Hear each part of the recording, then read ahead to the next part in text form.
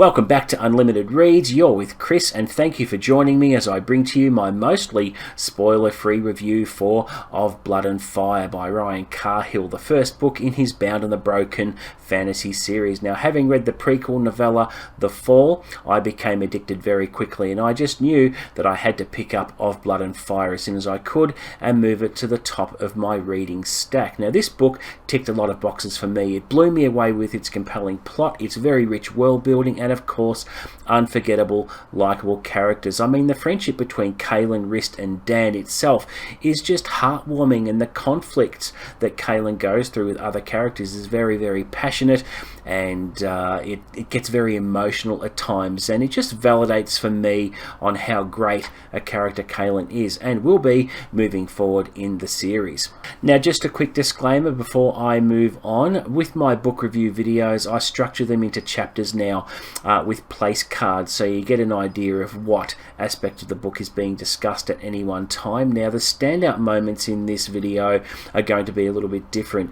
I have to gush about some standout moments, and I cannot do that without spoiling a few things. So just a bit of a heads up, if you haven't read the book yet, I would, by the time we get to the standout moments, I would suggest not watching, because there are spoilers there. If you want to continue to watch, it's up to yourself, but I will give plenty of warning beforehand, so it's all good.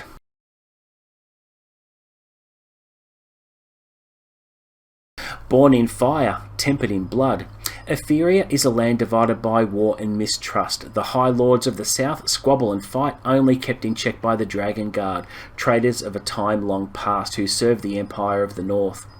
In the remote villages of southern Etheria, still reeling from the tragic loss of his brother, Cahill Briar prepares for the proving, a test of courage and skill that not all survive. But when three strangers arrive in the village of Milltown with a secret they are willing to die for, Cahill's world is ripped out from under him and he is thrust headfirst into a war that's been raging for centuries. There is no prophecy, his coming was not foretold, he bleeds like any man and bleed he will.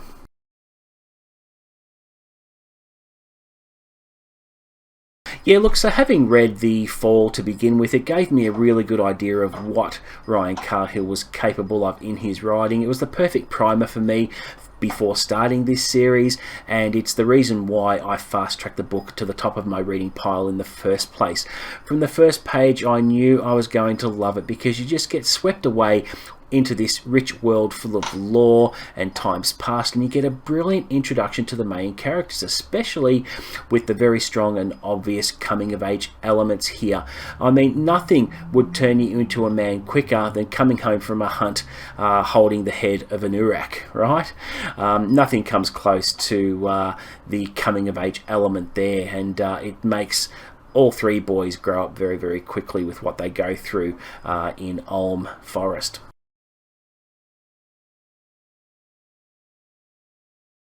Yeah, with the pacing, I felt the characters drove the story really well and very swiftly. And I mean, the fight scenes and action sequences weren't overly drawn out either. I mean, whatever fights and training was going on, it was all wrapped up very, very quickly. And I especially liked how quickly Ryan Cahill moved his characters from place to place. So there's no time wasting. There's no X amount of days spent in front of the campfire and talking and things like that. Everything was always moving, and there was cliffhangers and everything like that to drive the story forward and just keep you turning those pages. So the pacing, I really couldn't fault and was impressed with it overall.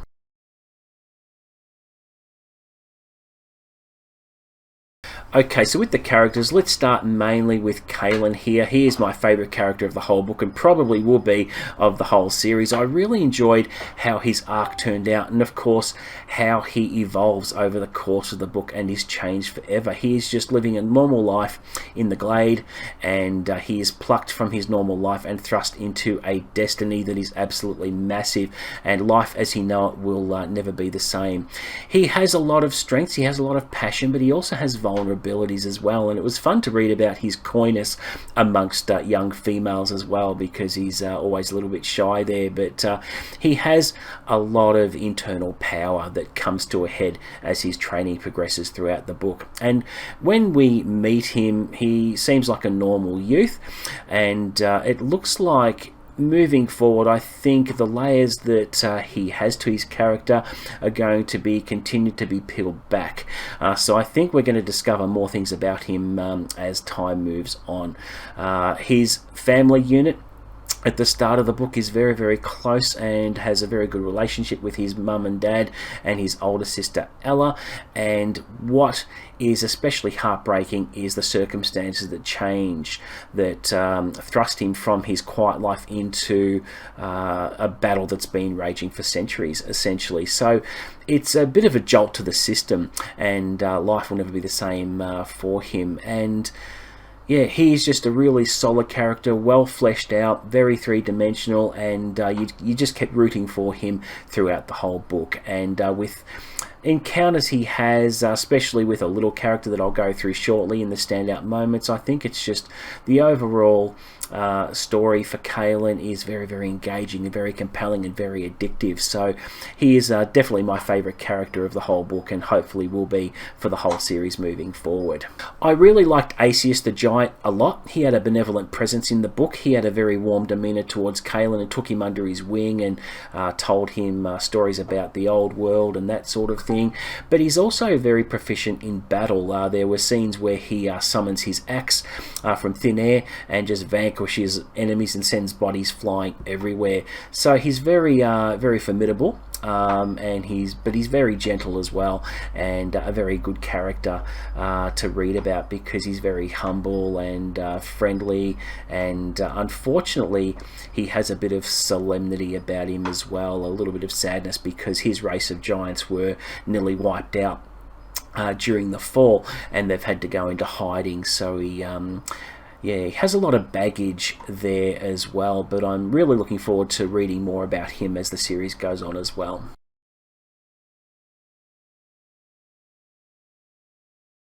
The world building is phenomenal. The locations and the landscapes are very rich in vivid detail, and Ryan Cahill doesn't bog you down with needless exposition. He gives you a bit of a taste and brief descriptions, and he allows your imagination to do the rest and fill in the gaps. I mean, he doesn't need to waste 1 or 2 pages of describing Wolf's Pine Ridge or Ulm Forest or Darkwood. He lets your imagination do that for you. Now, the people and the cultures that he depicts in the Glade in particular are very authentic and very well done, and the magic system is absolutely incredible here. Magic users draw upon the spark, which allows them to access various threads using elemental forces. So they would use earth, fire, water and air combined with spirit to perform various feats that are awe-inspiring and particularly cinematic in battle. You can manipulate water where the heat gets extracted from that water, forming ice. You can push and pull with air, and you can manipulate fire. So the whole thing is fantastic to read about, and I think Cahill has a very good eye for detail in constructing this picturesque and legendary world.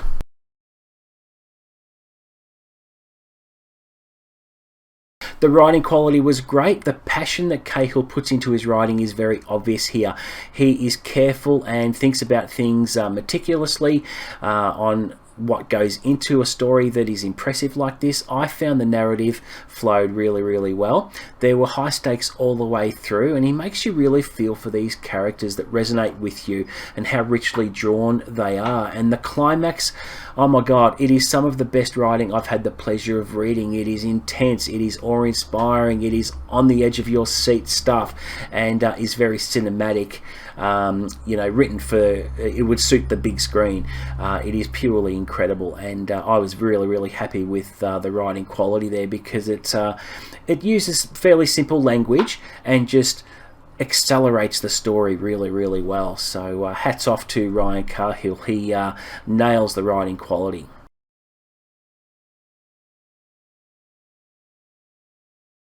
Alright, now we come to the standout moments. Now this is the point where I will warn you not to watch if you haven't read the book, because I'm going to spoil a few things here. And I'm going to give you a couple of seconds to turn away or move forward to the wrap up or what have you. So here we go. The first thing I'll talk about is the coming of age via the proving. This was incredible. It's a contest between 18-year-old boys from the local villages, from the glade, and it's a very smart way of kicking things off because each year they gather at the edge of Ulm Forest before embarking on a trek that takes 3 days and 3 nights, and they have to survive the elements and watch out for dangers within the forest. And what they have to do is, after those 3 days, they have to show proof of what they hunted down and killed in order to win the contest. Now, I think this is further complicated by the local bullies that also participate in the proving, and they really have it in for Cahill, Rist and Dan, and there is a lot of backstabbing in this, and the ending of the proving is very satisfying to me, where Dan, Cahill and Rist become the victors because they bring home the head of a Urak, which is kind of like an alien species. They're grey, and they have been known to use rune magic or blood magic, and to bring home a head of an Urak is unheard of because the Uraks haven't been seen in the glade for many years. And it kicks things off very, very well. So you get a real taste for the characters up front, and you get a really good idea on what is in store for these characters as the book progresses. So that is one of the main standout moments for me. If you want coming of age elements and you're a sucker for that, you've got to read this book because it has it in spades. The fight sequences, they were brutal and bloody, and Ryan Cahill does not protect his characters. They get hurt a lot, and the training that Cahill goes through in particular really puts him through the ringer because now that he is a Draleed or a Dragonbound, he needs to build on skills if he is ever going to survive coming up against the Empire. Probably my favourite part of the entire book, and most people would probably agree with this, is the bonding between Cahill and his pet dragon, Valeris. This dragon, it's a white dragon with pale lavender eyes, if you can believe it. You can imagine such a creature. And when Cahill embarks on his new life, before he bonds with the dragon, it's encased in an egg. And the interesting thing here is, sitting by the campfire, the egg calls to him. And once the dragon hatches, there's an instant bond that occurs where they both share the same soul and they are bound together forever.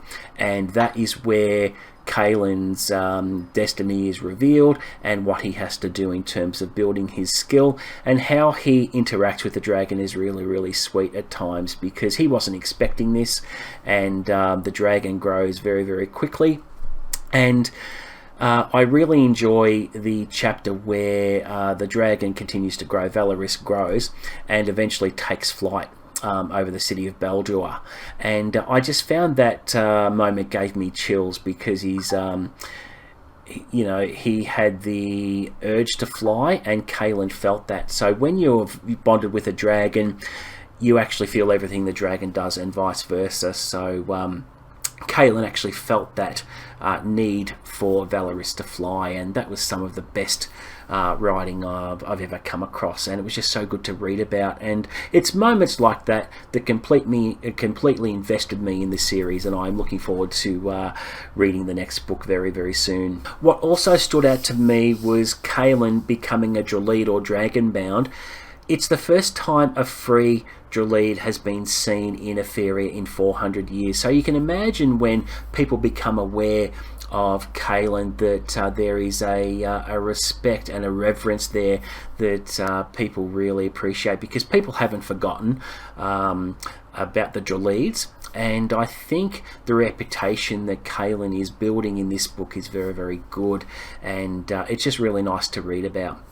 Another standout is how one of the villains gets burnt to a crisp by Valeris towards the end by using manipulating fire with Cahill. And something here where Rist gets separated early in the book from Cahill and Dan and gets captured by the Lorien Empire.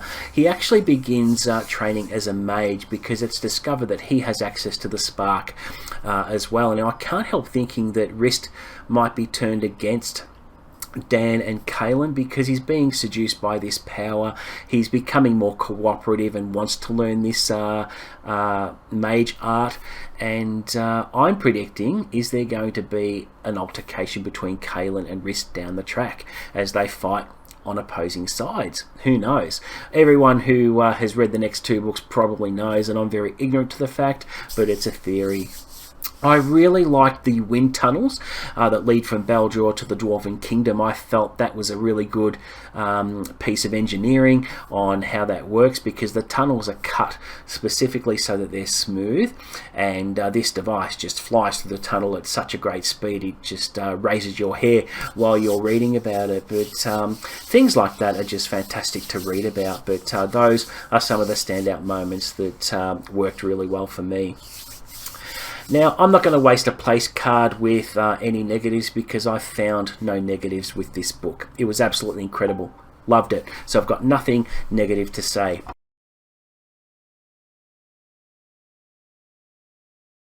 I found the whole book very epic and cinematic. I had chills throughout the book.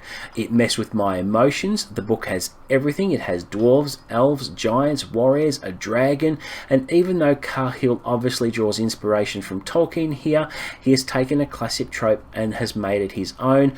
I was absolutely swept away with the scope of what's possible moving forward for the series, and if this is only the first installment, I'm predicting the series is going to thrill me completely. Now, I've already ordered Of Darkness and Light, book 2 in the series, so I can't wait for that, and I will be maybe squeezing it in this year. I'm not quite sure. I've got a little bit of time before the end of the year, but if not this year, it will certainly be early next year, because I plan on binging the rest of the series. That's how much I enjoyed this book. And if you haven't picked up this series, I implore you to do it, because it is some of the best fantasy writing you'll ever read. So there you go, guys. That is it for my mostly spoiler-free review for Of Blood and Fire. Thank you very much for watching. Please subscribe if you like my videos. But until the next video, guys, happy reading.